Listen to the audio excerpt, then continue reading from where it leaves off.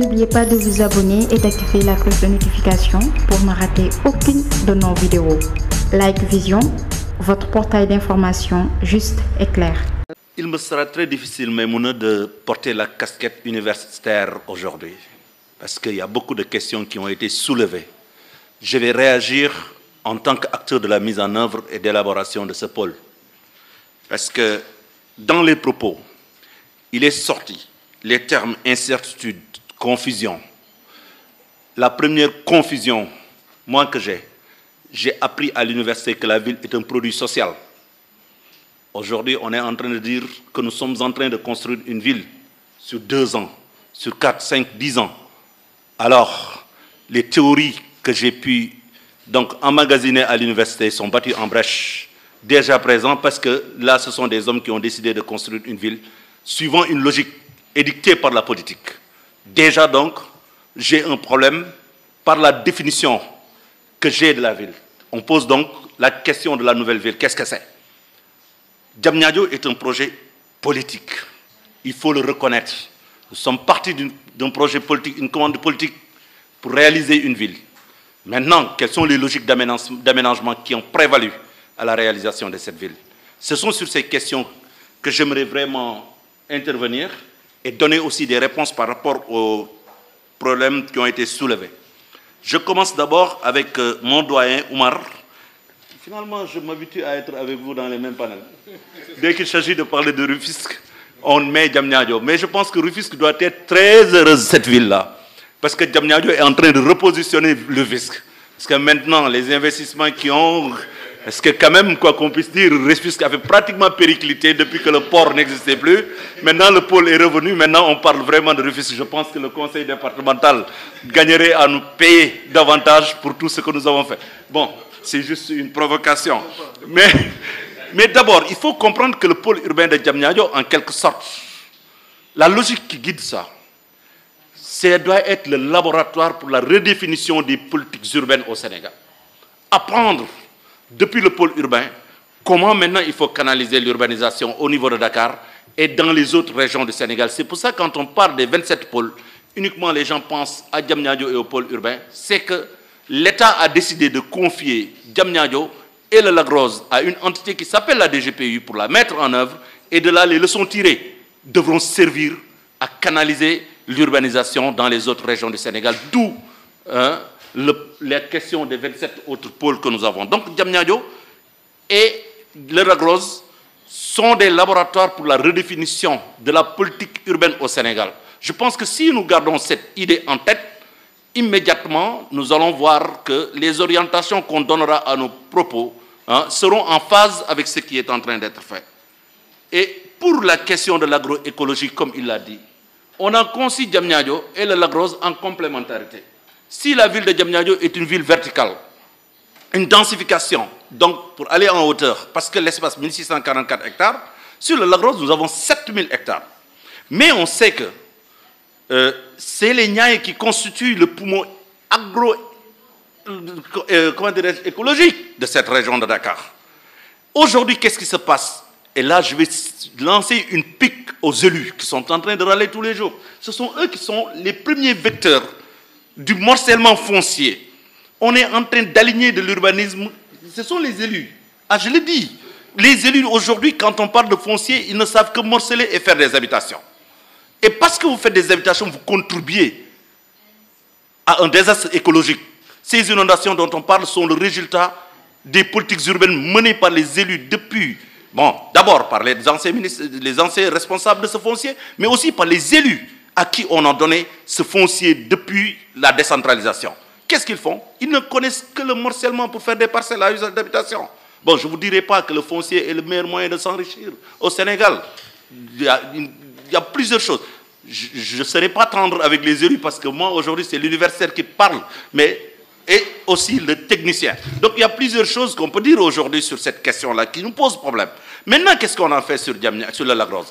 On a dit le Lac Rose. L'objectif, c'est de sauvegarder le lac en tant que tel, qui est le marqueur territorial majeur de cette zone. Comment faire pour sauvegarder le lac? Si vous regardez aujourd'hui, les élus ont fait beaucoup de plans d'urbanisation tout autour du lac. La continuité hydrologique qui permettait de ravitailler le lac est actuellement remise en cause On n'a plus de continuité hydrologique. Tout a été morcelé. Comment faire en sorte pour que le lac puisse exister? Ça a été un objectif. C'est pour ça, dès qu'on a pris l'option de faire l'urbanisation du lac Rose, sous la présidence, donc sous la direction de Michel le délégué général, et de Aegis, qui a fait le plan de programmation du lac Rose. Cette planification a été menée en partie avec les élus et aussi les populations, qui a fini par déterminer des zones. La première, c'est qu'on n'urbanisera que 2000 hectares. Les 5000 autres hectares restants devront servir à la promotion et à la préservation de l'agriculture dans cette zone. On est en train de construire des villes, mais il faut les nourrir. Si nous n'avons pas d'espace pour faire l'agriculture, qui va nourrir ces villes? Donc c'est ça l'objectif qui a été assigné à la DGPU. La DGPU a un rôle de préservation de ce patrimoine foncier pour permettre la pratique de l'agriculture dans cette zone. L'agglomération de Rufisque, on parle d'aménagement, discontinuité, d'incohérence territoriale. La planification du pôle urbain de Diamniadio, ce n'est pas fortuit qu'on a mis en place les 4 arrondissements.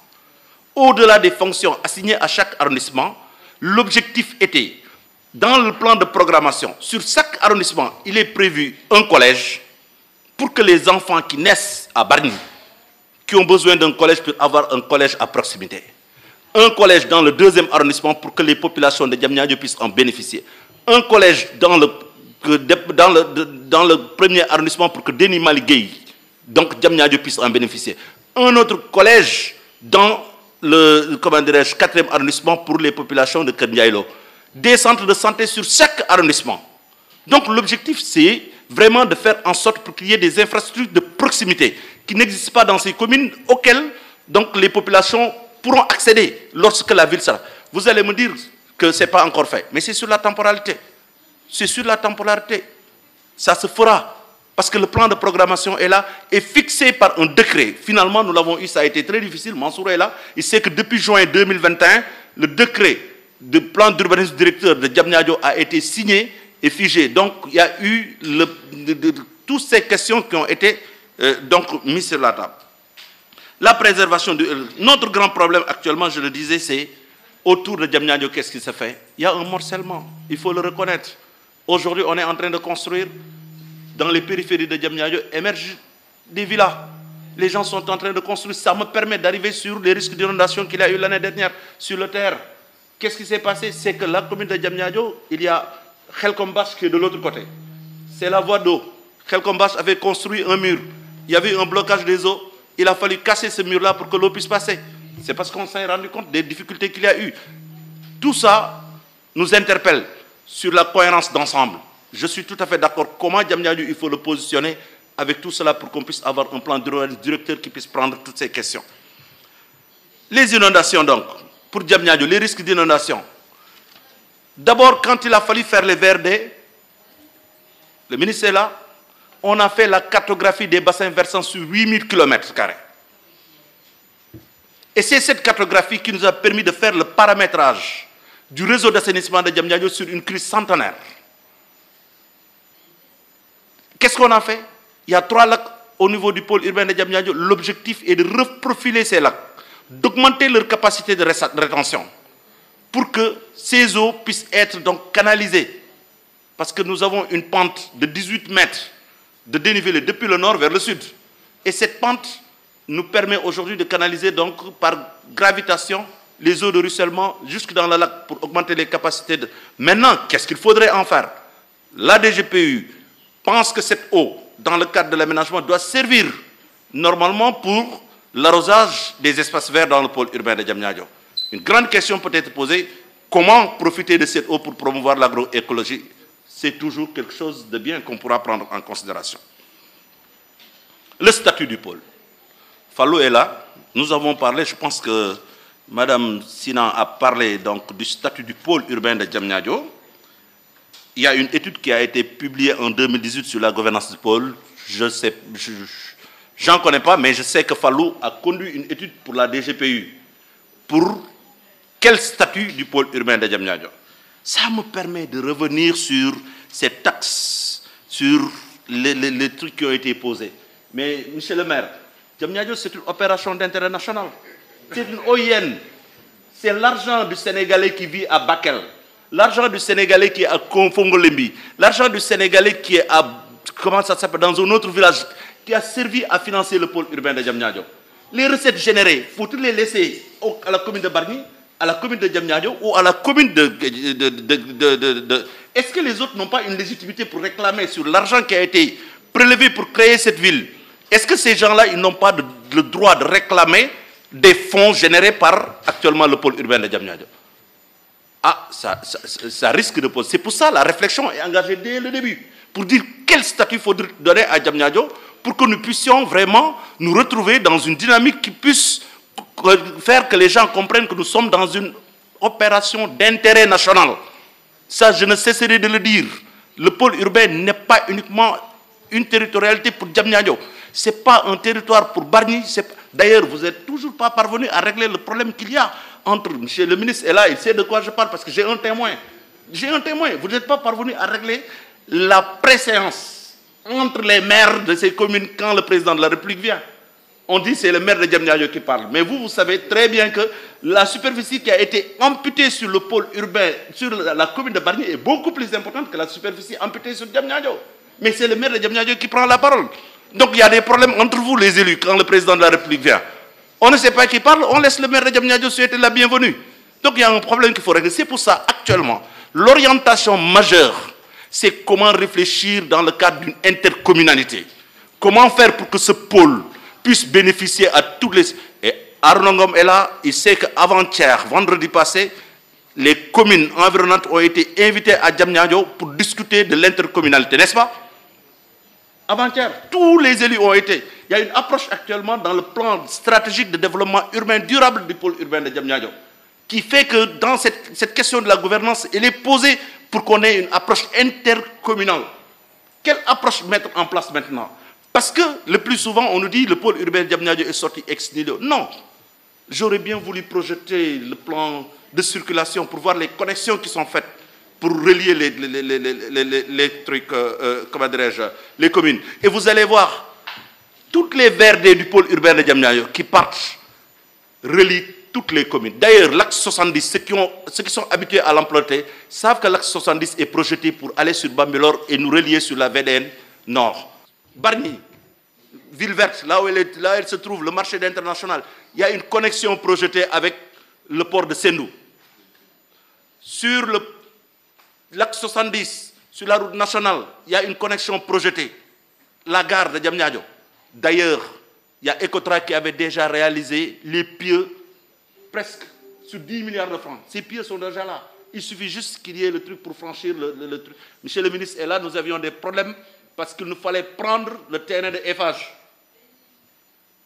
Il y a des secrets que je ne dirai pas, parce que qui nous ont bloqués, qui ont fait qu'on n'a pas pu prendre ce terrain de Eiffage.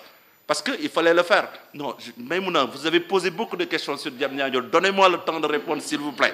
Je vous en prie, parce que... Ah, je répondrai à votre question. Quel est le repositionnement de Diamniadio sur l'échiquier international? Vous l'avez posé. Vous avez posé quel est le repositionnement de Diamniadio. Je voudrais vraiment intervenir sur ça. Maintenant, voilà, il y a beaucoup d'autres questions, donc. Une minute. Et pour Sarah, rassurez-vous, quand il a choisi de faire Diamniadio, on sait que c'est un projet politique, mais je vous garantis une chose. L'approche, c'était que le privé puisse investir ses fonds. C'est pour ça que quand l'État a investi pour rendre attractif, nous avons créé un autre opérateur urbain qui est le développeur pour que le privé puisse mettre son argent. Le secteur privé a beaucoup investi. Quel sera le régime qui osera remettre en cause Diamniadio? Ça, c'est une grande question. Pour retourner la question qui vous est posée, maintenant, prenons-le dans l'autre sens. Avec les investissements, l'argent du secteur privé qui a été injecté dans le pôle urbain de Diamniadio, est-ce qu'un régime politique, ayant vu que ces investissements sont partis, avec énormément de milliards mis sur place, est-ce qu'on va le mettre en débat, ce projet? Voilà la grande question. C'est pour ça, dès l'approche de Diamniadio, dans la construction de la ville, l'implication du secteur privé a été un élément majeur, parce qu'on a vu que l'État fait la rentabilité, rend attractif par les investissements, mais la plus-value générée par ces investissements doit être captée par le secteur privé. Et maintenant, tout le problème de Diamniadio, on peut s'interroger sur ça. Quelle est la place du privé actuellement pour prendre la seconde phase de développement du pôle. Moi, je pense que c'est sur ça que l'on doit s'interroger, parce qu'on avait dit que c'est... Bon, mais maintenant, vous avez... Bon, elle me coupe, mais bon, il fallait que je le passe. Merci. N'oubliez pas de vous abonner et d'activer la cloche de notification pour ne rater aucune de nos vidéos. Like Vision, votre portail d'information juste et clair.